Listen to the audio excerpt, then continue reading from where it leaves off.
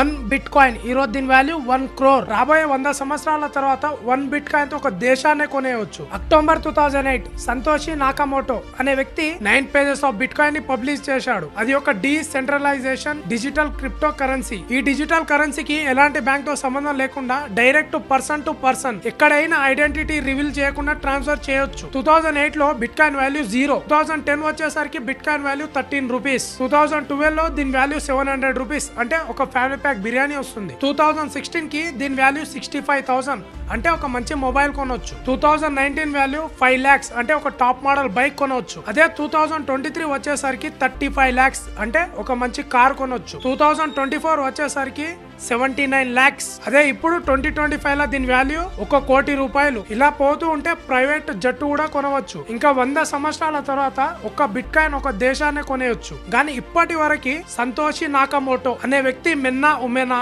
లేకపోతే సింగిలా లేదంటే గ్రూపా అనేది ఇప్పటి వరకు ఎవరికి తెలియదు. బిట్ కాయిన్ అంటే ఫిజికల్ కాయిన్ కాదు, ఇది ఒక డిజిటల్ కరెన్సీ. కింద కనబడే సబ్స్క్రైబ్ బటన్ నొక్కి పెట్టేసుకోండి. డన్.